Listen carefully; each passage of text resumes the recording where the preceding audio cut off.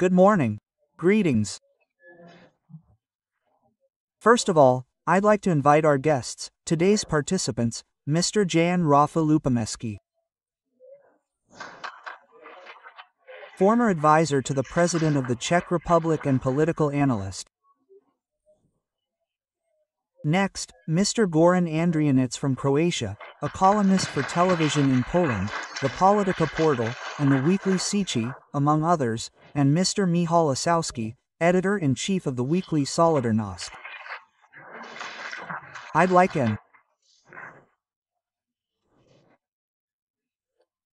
introduction to this panel from Mr. Mariusz Kamiński, Minister Mariusz Kamiński, currently a member of the European Parliament for Law and Justice. Mr. Mariusz, please join us.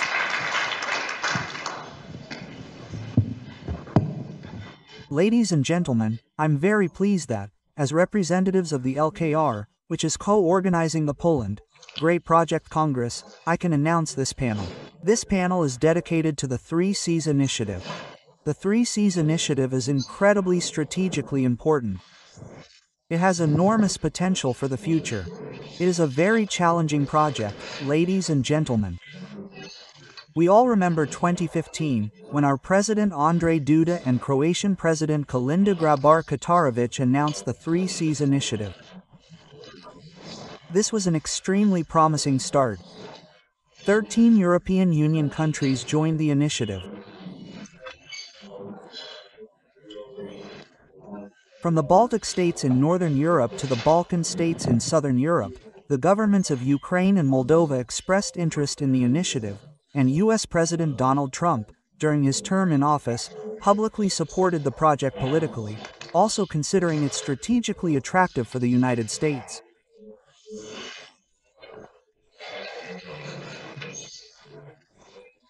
The emergence of such a firm bloc of 3Cs countries could truly be a huge shift in the European political landscape.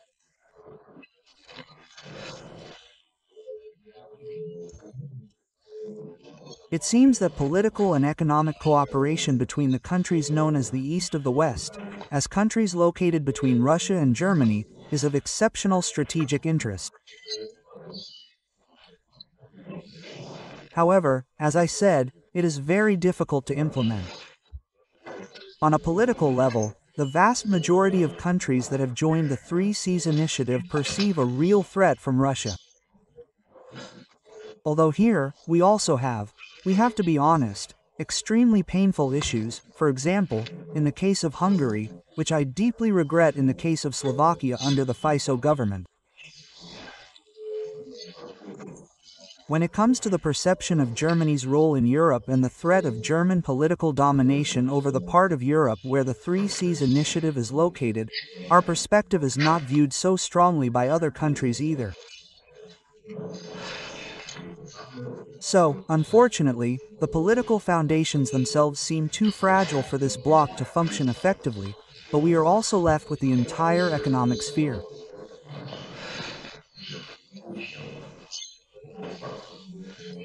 After all, it seems that these countries, most of whom have undergone the trauma of communism, which are at a similar level of economic development, have a geopolitical location, a shared geopolitical location, which makes this community of economic interests seem very real in practice, something achievable.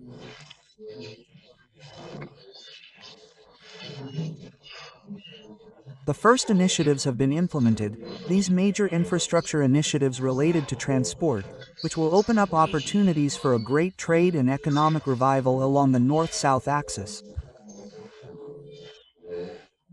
We have before us various ideas for joint energy projects related to digitalization, i.e., modern technologies.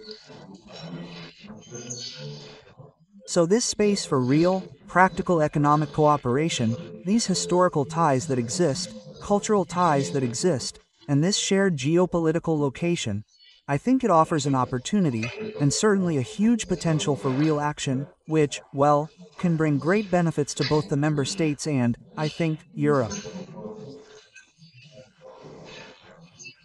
Today's panel will focus on the 3Cs initiative and the Green Deal policy, i.e., this crazy climate policy imposed on member states by Brussels.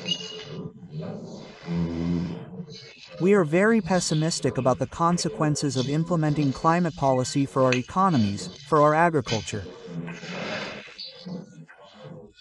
This could be a serious blow if it turns out that the 3Cs countries can speak with one voice on this matter, and in my opinion, all of these countries' economies are at risk, then it would be an incredibly important voice. Is this possible? Our distinguished panelists will answer this question. Thank you very much.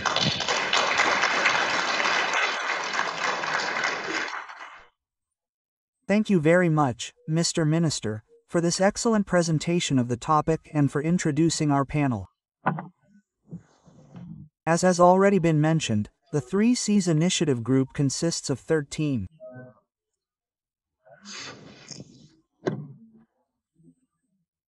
countries, and they sometimes have completely different, sometimes even conflicting, interests in various areas, but it's worth focusing on what we have in common.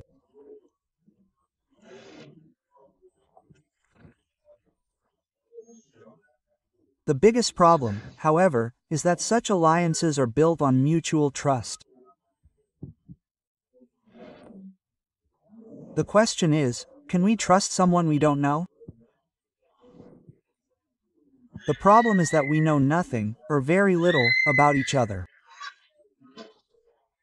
We don't know each other's national heroes, kings, writers, directors, and so on. We don't have correspondents in all these 3Cs countries who could report directly to us on what's happening there. However, Germany has these correspondents everywhere, because there's Deutsche Welle, DPA, and many other German media outlets. People in Bulgaria learn about what's happening in Estonia through German media, and about what's happening in Slovakia through German media. People in Greece also learn about what's happening in Slovakia through German media. So, generally, we have a German perspective spread throughout our region, while we ourselves know nothing about each other from our direct experience from these contacts.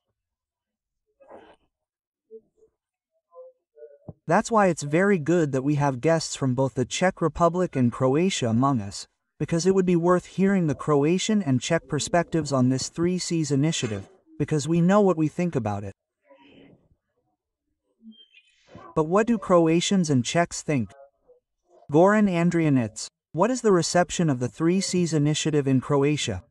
After all, the founding mother of this initiative, besides President Andrzej Duda, was President Kolinda Grabar-Kitarović. Well, I don't know if I'm already a guest, or a domestic guest, as they say. Well, I've been in Poland for 5 years now. We've talked about this many times. First, I must say that, of course, the entire perception of Croatians is defined by the political context currently prevailing in Croatia. This political context is related to what Minister Kamiński said here. There are several countries that viewed their political future, and their political reality in general, through the prism of relations primarily with Germany. And at this point, Croatia is such a country. It has been such a country for a long time. From that moment on, it was even fought for independence, where, to be clear, the Germans didn't play such a crucial role for us in our independence from the very beginning. But later, I mean, not from the very beginning. Later, these struggles helped, not as much as John Paul II, for example, or the Vatican. This is another very important fact. From the very beginning, Kolinda Grabar-Kitarović was one of the politicians who was central to the entire process of launching, or perhaps even she herself, didn't have the support of her own political party until the very end. This is something we must be aware of.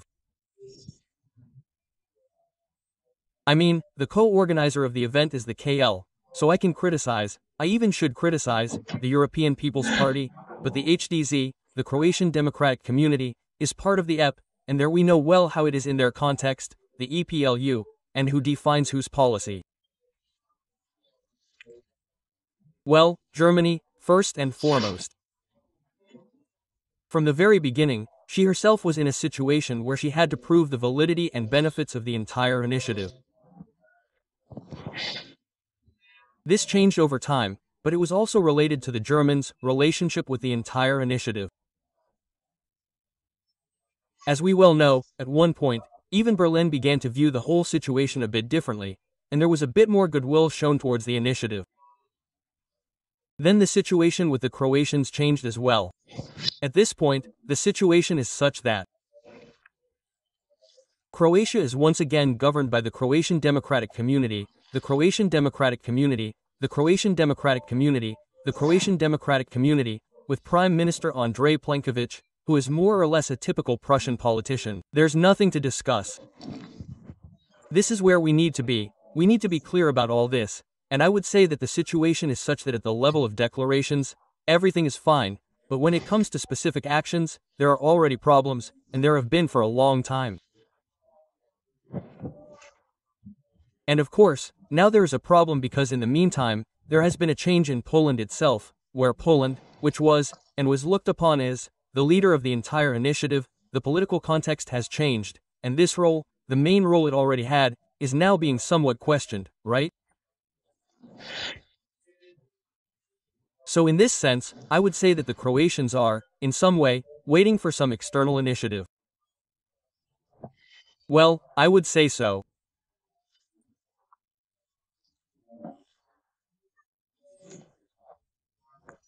Plenković is a pragmatic politician, and if he is presented with a truly strong interest, one that would offer some strong benefit to Croatia, and if those interests are strong enough for him to accept these arguments, I think there is room for cooperation.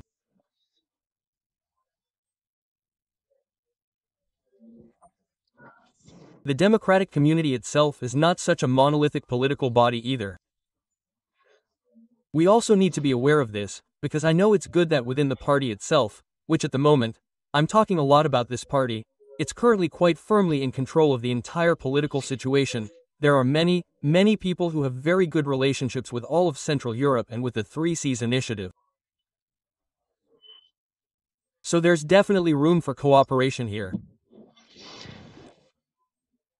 At one point, it even looked like, during this leadership crisis that has developed in Poland regarding the 3Cs initiative, that perhaps even Croatia could take on, maybe not the initiative, or maybe not the leadership role, because it's too small, but some kind of initiative. We have a very important project at the moment. It's about the energy terminal on KRK, which is now being built. Because now we have the capacity, there's a plan to make the LNG terminal on KRK meet the needs, where we can simply export the gas.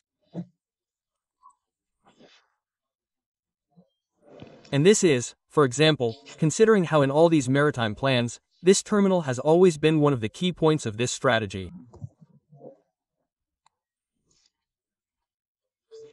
You could say it's a shame we're losing this adventure at this point, because right now it's being built, right now there are investments, right now the railway is already being built towards Riki, towards Łódź, Hungary.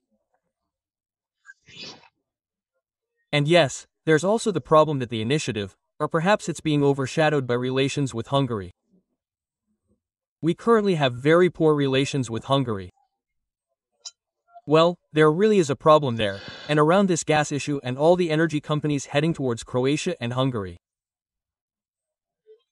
Budapest believes that we're somehow exploiting it financially, that we're exploiting the war to profit, to make a profit. In any case, the relations aren't good, and that's a problem.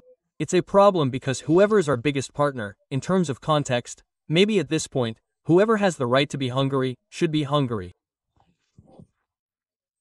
So, to sum up, I think there's still room for potential initiatives. This initiative is certainly not dead at all. There's one more important thing. I think there's a greater and greater awareness in Croatia that, in terms of the geopolitical context, Croatia should seek more and more allies in the context of Central Europe.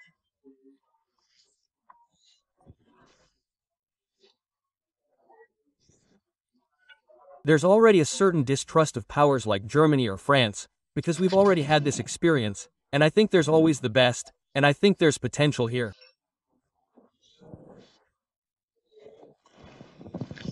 Thank you very much. And what's the perception of the 3Cs initiative in the Czech Republic? Thank you very much for the invitation. Poland is truly a great project, a 3C project, although not many in Czechia have been perceived as a great project in the past. Czech politics is more regional. Třetí is very willing to take part in the regional forums, as well as the Vyšehradska group, as in Česach Tez Trok, Slavkovsky, Spoluprace Czech, Slovakia, Austria, and they also joined the project Initiative Trójmorze, although at the beginning it was too difficult for us, because it was about the north of the south.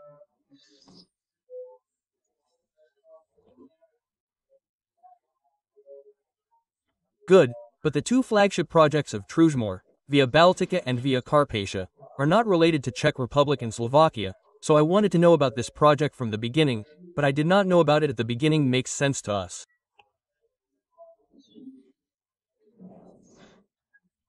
The situation has changed due to Russian aggression against Ukraine. On February 24, 2022, the role of the country in the region has changed, as we have to establish partnerships. And when they finally understood why this wasp in the south was so sensitive, not only versus the scope of road infrastructure, but, above all, also versus the scope of energy infrastructure, via the scope of infrastructure, one could say also of tracks, including railways. Thank you very, very much. And here I would like to remind you of one of the moments that were important to me, that is, the Czech one, looking only at the Trójmorze group, but also at the same region. One of the partners of this organization is the ECR Group, which was founded in Prague in 2009 under the cooperation of the Czech odds Polish and British Conservative CU. IV Cesach Rondil Andrej Babis. Until 2021, IV 2021 were chosen exactly 4 years ago. And after these decisions, Prime Minister Fiala from odds went to the Czech Rondo. And in this situation, where Babis ended in October 2021, after 30 years when Czech-Polish relations were less good. After both, we looked at our more Western partners. It was Andrej Babis who led to the fact that Czech-Polish relations were a negative goal of their history. It was a mine in Turów. Its relations have become the same in history. IV this case JSOUV Cesach Vybory, Vygryva odds Klanik ECR. Petr Fiala will become Prime Minister. And now this symbolism, 19 days after the vote of confidence in the Czech Parliament of the ICR, thanks to Alexandrovi Vondrovi, Czech Europoslovi, has come to a compromise in Poland in the cooperation with Turów. And it was probably a great compromise, and a good one because he was responsible for it, both Prime Minister Morawiecki in Poland and Prime Minister Fiala in Czech Republic. That's why I realized that it was a perfect compromise, because the two prime ministers agreed that they didn't want to have bad relations, but that they wanted to have good relations. They gave us the credit of trust. 19 days after, from 19 days after the disgraceful Russian aggression in Ukraine, and 19 days after the disgraceful Russian aggression in Ukraine, Prime Minister Fiala with Prime Minister Morawiecki, with Prime Minister Janku and the former Vice Premier Kaczynski drove in one day to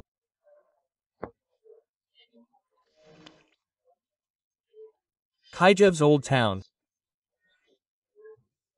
Relations have become worse for the last 19 days.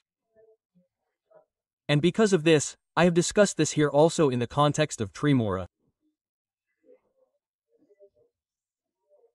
Therefore, since this time, we have traveled to Kiewa Lidry Czech, Polski, Sloveni Pokazali, ZPVish once ved Mayo Zidane in the modern history of our nations, we will be responsible for what we do our region. PW zadawali pewien examen dojralosti and like Poland, so sici I vazam, zdala nesamowite good. Tez here Zavriku, as Poland Svetni sobie radziła z perjmowanym uchidiciu. And in Poland, I emphasized how the Czesi respected each other.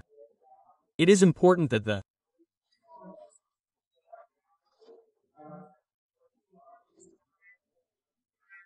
Czech Republic has no direct borders with Ukraine, Belarus or Russia.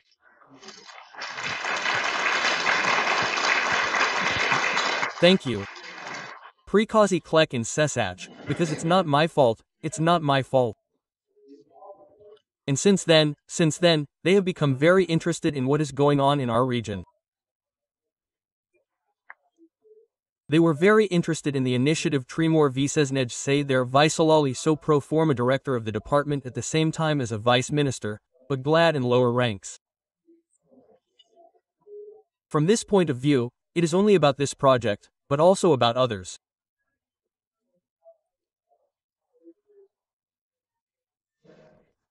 It's been a while since then, and that's how it's been going on. I'd like to know more about it, because exactly 2 weeks ago, it didn't last long, zakończyli se wybory parlamentarne.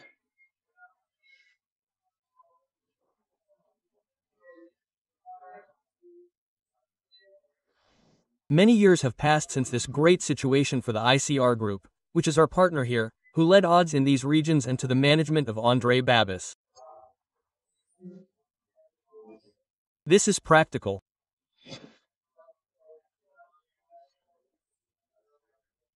We'll see in some form, but Andrzej Babis is coming back again and we'll see what his perception will be, because in this campaign he won the election like a provincial group, so somewhere in the region, there's also Trójmorze, where Slovakia is, where Vengry is.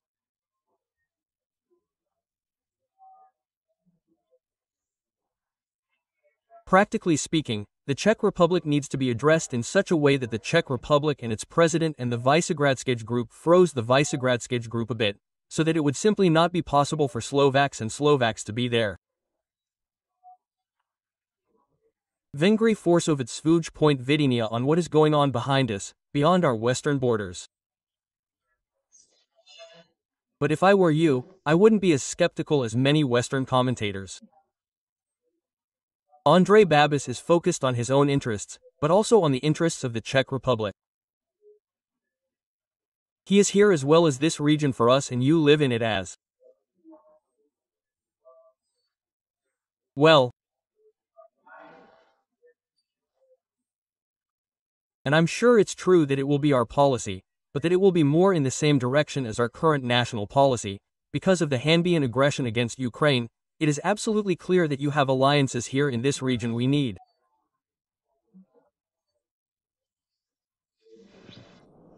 Thank you very much for this. For this show. First from the Croatian and later from the Czech perspective.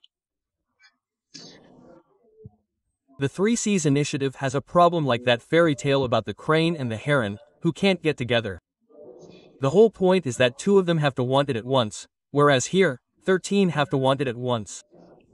If Budapest wants it, it turns out it doesn't want Brysław, and so on.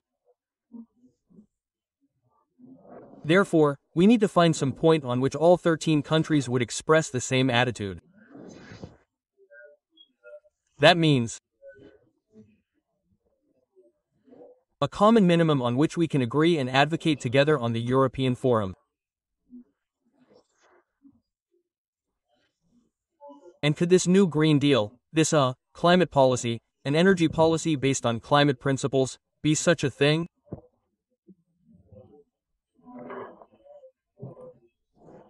Mr. Michał Ossowski is with us, not only the editor-in-chief of the weekly Solidarność but also one of the initiators of the campaign opposing the new Green Deal.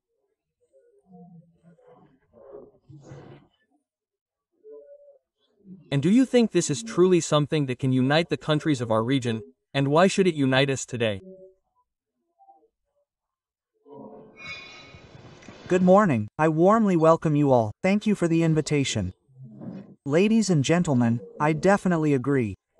It's not so much the Green Deal policy itself, but rather the opposition to it that can be such a binding force. And although, of course, the Green Deal policy differs across the Three Seas countries, due to different geographic conditions, energy policies, and energy resources, this certainly generates different approaches. However, there is one fundamental issue: security. Today, we have a war on our Polish eastern border, but it's a war that affects the entire region and poses a threat to our entire region. There's no doubt about it, and there's no doubt about it either, that energy security is fundamental. Without energy security, without food security, you can't effectively defend against an enemy attack. And we're at a stage today, thanks to the implementation of the Green Deal policy, where energy security is threatened. Secondly, we have the Mercosur agreement, which in turn poses a threat to food security. What was the foundation of the European Union? What underpinned its creation?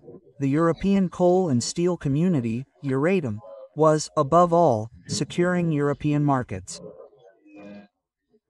That was the main, fundamental goal.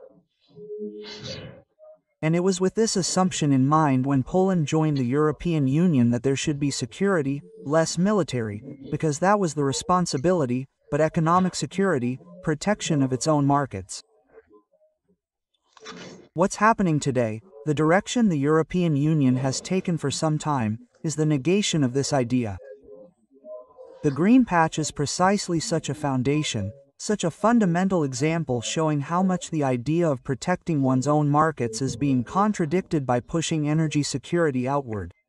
Because, of course, we're told that renewable energy sources, clean air, and these slogans are so appealing. Everyone buys into it. Everyone says, oh, great, we want to live in clean air. Who doesn't want to live in clean air, in a clean environment? We all want it. No one wants to live in dirty air, in a polluted environment. But this is a utopia, a certain illusion, because these renewable energy sources do not ensure energy security. They are unstable, unable to maintain demand, unable to meet the demand for example, heavy industry. I'm not even talking about households, because they certainly have local applications, but on a global scale, they are absolutely ineffective, and this is already understood by the Germans, who are starting to phase out electricity, for example, by closing wind farms and switching back to coal. And we are not allowed to understand this. And now, regardless of how we in these various countries approach energy policy, what resources we have, what opportunities we utilize, ensuring energy security for the entire region is fundamental. Without it, we simply won't be able to defend ourselves effectively, not only militarily but also economically. After all, wars are fought not only with weapons but also with economic activities, or a hybrid combination of these activities. If we don't have an industry capable of producing steel, cement, weapons, and ammunition, then we won't be able to defend ourselves. Yes.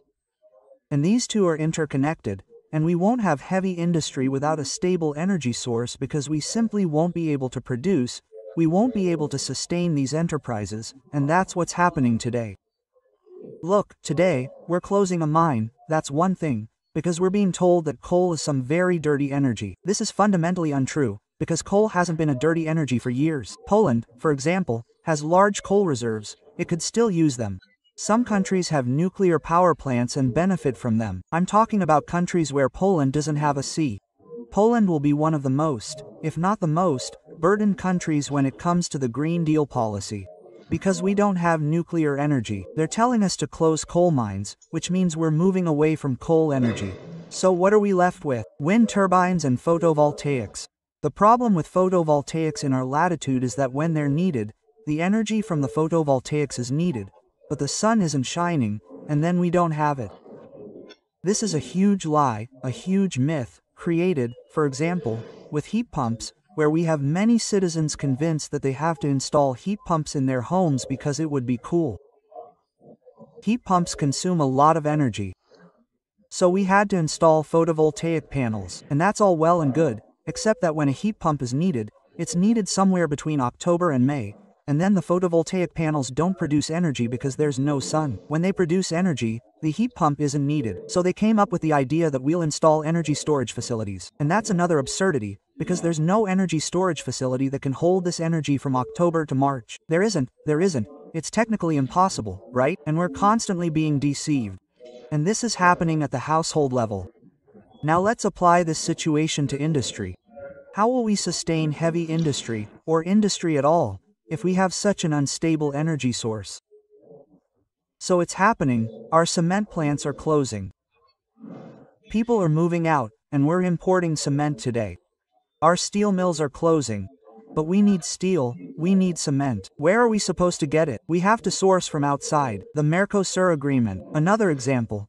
The implementation of this agreement will lead to the collapse of Polish agriculture. I don't think anyone has any doubts about that. The European Union, which was supposed to protect our markets, is signing a major contract for food supplies from South American countries, where we are a highly developed agricultural country. Well, this will hit our farmers. And now, if we don't have energy security, we won't have food security, and I'm talking about this region, not just Poland. Well, we're weak, we're exposed, because we're essentially dependent on someone providing us with steel, weapons, and food. During World War II, Poland largely saved itself by having highly developed agriculture. Well, it wasn't those myths that the countryside fed the cities. That's exactly what happened.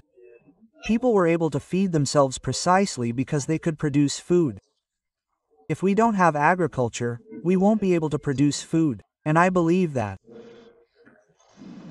The issues of the Via Baltica and the Via Carpathia were largely raised here, too, so that these energy connections, not just roads, but also energy connections, could be built. And that's very good. But for this, again, we need stable energy sources. We need to have a source of energy. If we don't have it, we'll have to rely on it. Not long ago, we were still relying on Russia. Well, we know how that ended. But now, where will we get it? We'll be transporting it somewhere by ship again. Okay. But what if, for example, the market situation changes and LNG ships don't sail to us? Then we won't have energy. Yes. And here's the problem, which I believe should definitely become one of the foundations and areas of discussion, also among the 3 Seas countries. Thank you very much. When it was created, the 3 Seas initiative aimed to invest in infrastructure in 3 areas: energy, transport, and digitalization.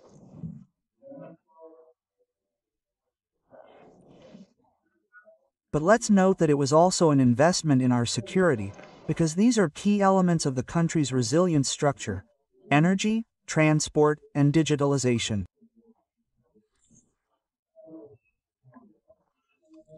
So, just as the term dual-use goods is fashionable today, meaning they can be used in both the economy and the military industry, one could say that the 3 Seas project is a dual-use project. It works not only in the economy, because it can increase our competitiveness, but also in security, because it can increase our level of safety. But is this particularly evident in relation to this new Green Deal? Because opposition to it is opposition to the impact on the competitiveness of our economies and the improvement of their security? And now, is there awareness of this? Is awareness of the dangers associated with the new Green Deal present in Croatia, for example? What does it look like? I mean, we're already in the situation I mentioned earlier. Each country has its own point of view, and each country has its own geopolitical, economic, and even cultural context. I mean, Croatia's energy situation is completely different than, for example, Poland, which builds a lot of it and has a lot of it, where coal is the foundation, and we have about 20% of our needs satisfied by a nuclear power plant. And that power plant will be built there at this point. And then we also have the situation where most of this electricity and energy comes from hydropower plants. Well, that's just how it is. That's the structure. Honestly, At this point, the Green Deal isn't a hot topic in Croatia. However, primarily because citizens don't yet feel the negative consequences of this entire situation, and we need to be aware of this. The negative consequences of this Green Deal won't be as strong in Croatia as, for example, it will be in Poland. Poland also needs to be aware of its own specific situation. However, in my opinion, because we're constantly talking about business and the economy, of course, it must also be the foundation of everything. I mean, maybe not the foundation, but I must be some reason for this cooperation. However, it seems to me that this Green Deal could perhaps be problematized in a different way. Primarily as an ideological project that simply changes not only the economic structure but also changes the social structure and the way people think. And there it is, you can see in this whole climate religion, you can see that it is truly becoming a powerful ideology that truly has, but above all, ordinary people benefit from this powerful ideology. It's a religion that somehow secures a sense of moral superiority for the upper classes, while at the same time the middle class and the lower classes suffer the consequences of all this. That's how it seems to me.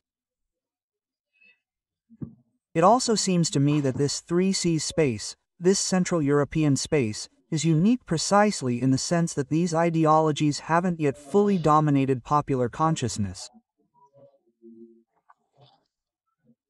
And now, in my opinion, there's some space for cooperation in this consciousness.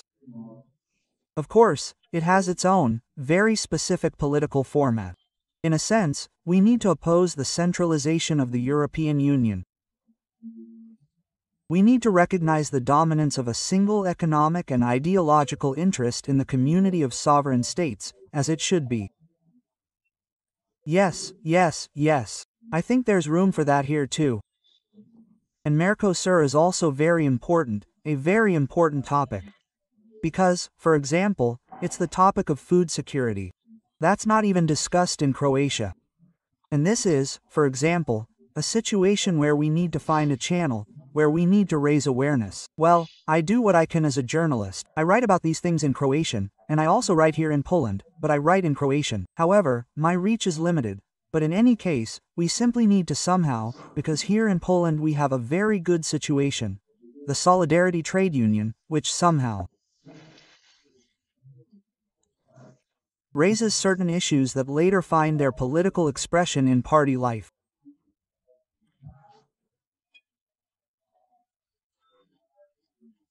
Unfortunately, we don't have such a union, but this public space, this public opinion, in Croatia, is becoming more and more aware of the danger coming from Brussels, in the sense of this ideology that wants to dominate, in the sense of this ideological monolith that somehow wants to be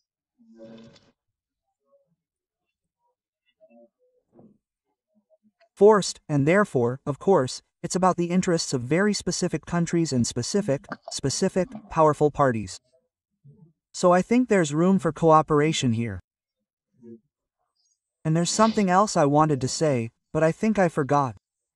Maybe I'll remember to join in.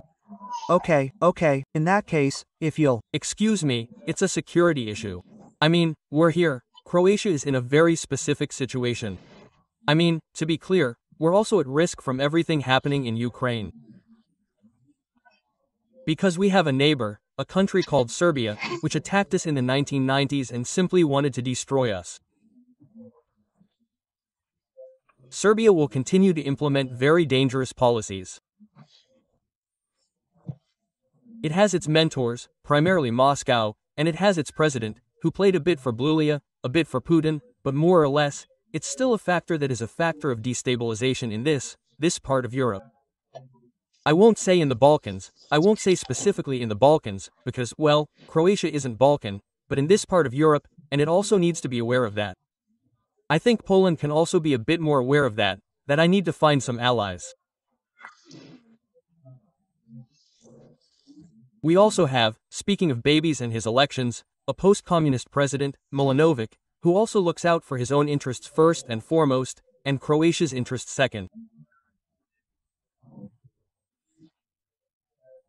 And this is becoming truly dangerous at this point, because a few of his statements are already Russian propaganda. But in any case, we're in a unique situation when it comes to security. If someone proposes a concept that is supposed to first make us aware of this security and then guarantee it in the Croatian public space, there will certainly be a reaction, a good reaction. And what about the situation in the Czech Republic? Is there also an awareness of the dangers associated with the new Green Deal? After all, the Czechs are probably the most coal-dependent of the 3 Cs countries, after the Poles. We also have some very clever businessmen, though. Například Daniel Kretinsky, who took care of the Germans in Vengla, so he started purchasing them and now the Germans have agreed to open them again and he usually brings this business to Nemš. V Nemš even. But hear the soup.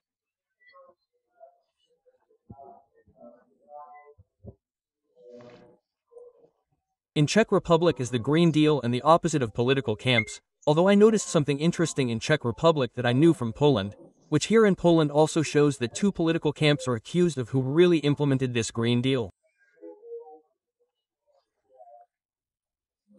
As se musím smát, bo ví sesach tes dva camps v kompani vybor se oskarzážu. Odds Premier Fiali Maluvi to Babis Jack Premier v 2016 negosoval pred Uniesk Greenalu on Vyprovodil na Kuz Babis Odpovida il tak na Pravd Vyprovizin Green Dealu fit for 55 signed by Ustav Vyprovodzujiku Implementujuku v Czech Prime Minister Fiala in 2002. When you think about it, if you think about who did it, there is absolute agreement that the Green Deal is evil.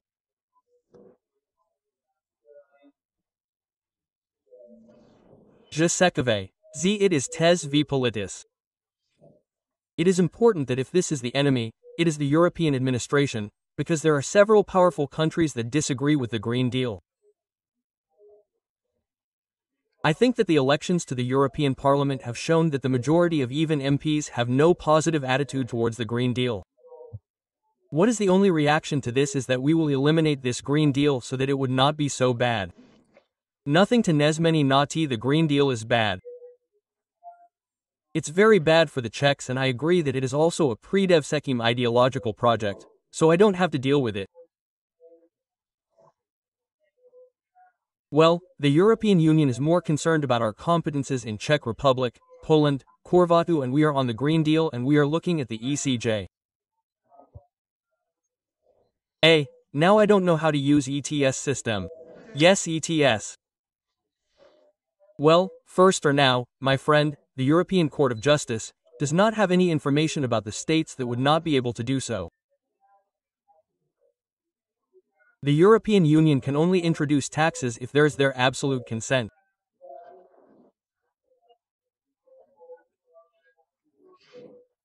However, the ETS system can be implemented as the ETS system and now the ETS2 system is new, nor would the democratic consent of the member states be required.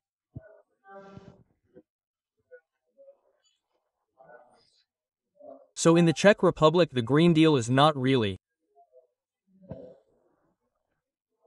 considered a very bad solution, a very bad philosophy by people. About this, a group of parties that were founded years ago, called Kirovci for themselves, got into parliament.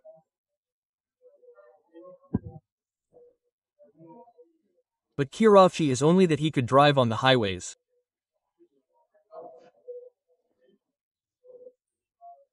This is some kind of symbol that we don't want to change this, from Brooklyn, which is very difficult for its own.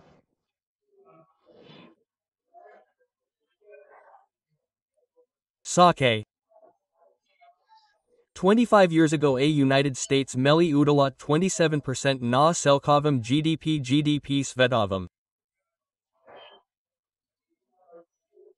Europa 25%, China 3% and Evropská Commission Prisla and Povedala and we up to 20 years, up to 30 years we will reach the states and Vypredim. Now it turns out that the United States still has 26% of GDP.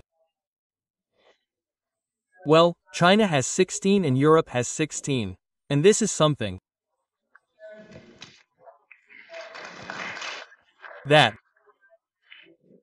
this European Commission wants to do for us. This small party, and I am talking about it because it will probably be key to the goals of Andrej Babis's government, is very opposed to this strong ideology.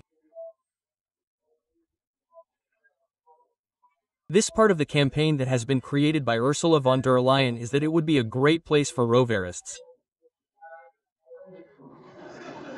That's what it's all about. That we would ride the rover to work.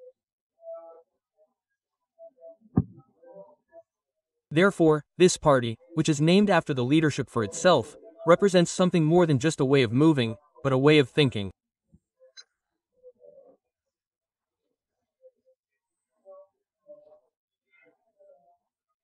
So, to sum it up briefly, I think that this particular group, as a group, will be able to block something for a long time.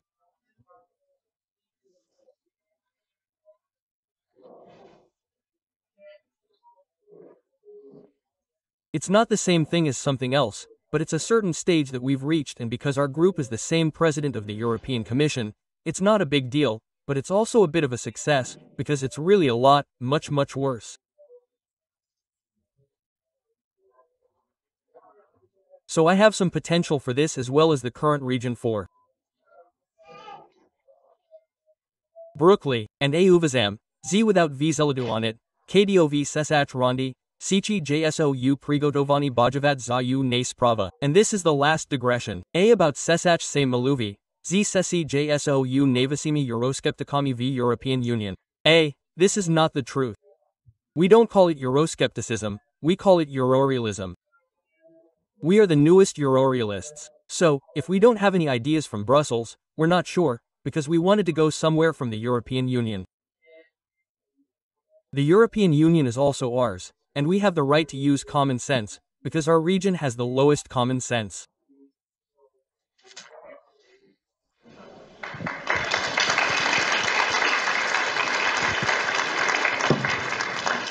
Thank you very much. It was said here that Andrej Babis is such a pragmatist who always focuses on the stronger party.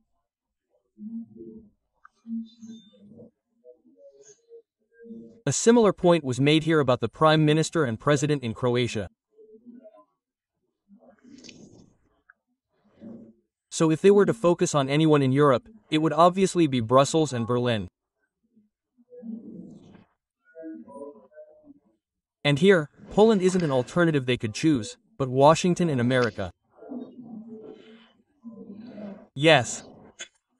Therefore, the question arises whether the Three Seas Initiative project has a chance without the support, without the umbrella of the United States.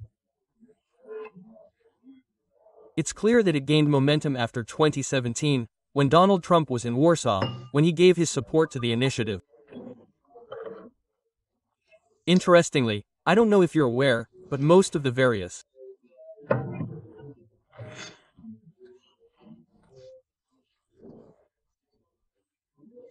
initiatives and projects related to the Three Seas Initiative today come from the United States, and America is the most active in constantly supporting the Three Seas Initiative. Not any of our countries, but the United States. Therefore, a question for Mr. Michał Ossowski: can we really count on such support here?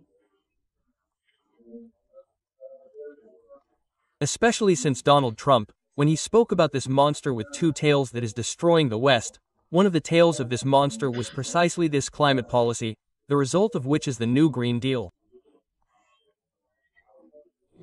Therefore, realistically speaking, what is America's place in this puzzle?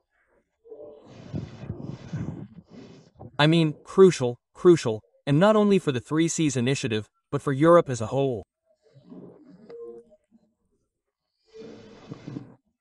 Because, in reality, despite what European elites today, the European Union, and the European Commission say, by distancing themselves from America or attempting to play on anti-Americanism, they can't cope without America.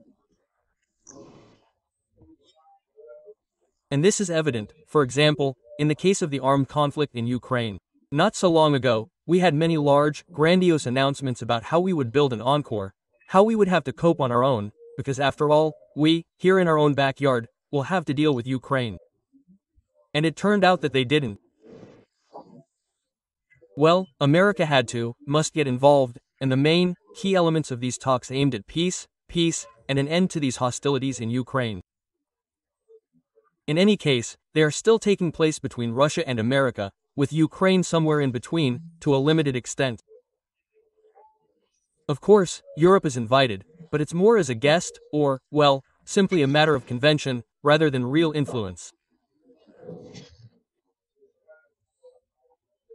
This situation has been going on essentially since 1945. Americans created Germany, that's West Germany, well, that's where huge amounts of money were pumped in, and American support for Germany was very strong. Today, there's also a game being played for this very support. That is, if Washington prioritizes Brussels more, then it will be less, and it will come at the expense of the 3 Cs countries. And here, too, there's a very large platform, I believe, for cooperation. If Washington prioritizes the 3 Cs more, it will come at the expense of support for Brussels. And this is a situation that creates competition. Brussels today doesn't want to allow and will do everything to prevent the 3 Cs idea from developing. Because it poses a threat to Brussels, that's why it's a monolith that Brussels wants to create, a superstate, or return to the idea, a superstate that we already know from history, and this is visible even in such small aspects. Here, my esteemed previous speaker spoke of this bicycle paradise. It immediately reminded me of a country without cars and a country with bicycles. That's the kind of country I associate with North Korea. Somehow, I immediately have these associations, and when I see this great country and this paradise, I immediately see the future, which, after all, was once sold as paradise. So, we all know how it ended, and today, unfortunately, it's back to that, and we in Central and Eastern Europe should really, especially, have a lot to say here, because we all experienced it. Western Europe didn't experience communism. They know communism from stories, slogans, theories. We know it because we lived through it. We know what communism was. More or less, but within us, all our countries were affected by communism. And I think that's why there's such growing opposition from Central and Eastern European countries, because we see an analogy. In Western Europe, they may not see this analogy, but here in Poland, Croatia, the Czech Republic, Slovakia, Hungary, and Romania, where these regimes were very strong, we certainly see more, we see this return, and we can more easily connect the dots. And now, returning to the question, will we succeed here without American support? Well, we won't, just as Europe won't succeed. If the Americans withdraw support for Europe, in my opinion, Europe will find it very difficult to survive, because it will be simply condemned to fighting Russia, which is becoming increasingly aggressive and predatory, and is increasingly less concealing its imperial ambitions. So, undoubtedly, the idea of the sea has another aspect here. Building such a buffer, a security buffer. Deterrence, with the support of the United States, is also of paramount importance in building NATO's eastern flank. But this requires energy infrastructure, road infrastructure, transport, and digitalization, all of the things we've discussed here. All of this is also necessary. There are stable energy sources, which is also linked to the Green Deal, and it all ties together. So we should be very happy that Washington's policy today is moving towards strengthening the 3 Cs initiative idea, and I believe that for all the countries in our region, this should be a sign that we truly have a chance not to be against the European Union, but to create a certain buffer within the European Union and provide the wisdom that our countries possess, which stems from experience. Thank you very much. Thank you very much. I see that we all agree, from the Polish, Czech, and Croatian perspectives, that it's worth building this situational alliance among the 3 Cs countries in the face of opposition to the new Green Deal.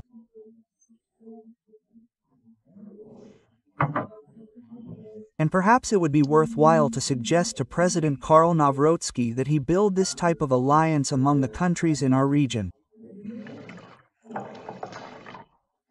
So, thank you very much for participating in the panel. Jan Rafael Lupoměský, Goran Andrijanić, Michał Ossowski. We invite you to the next panel. Thanks. Thanks.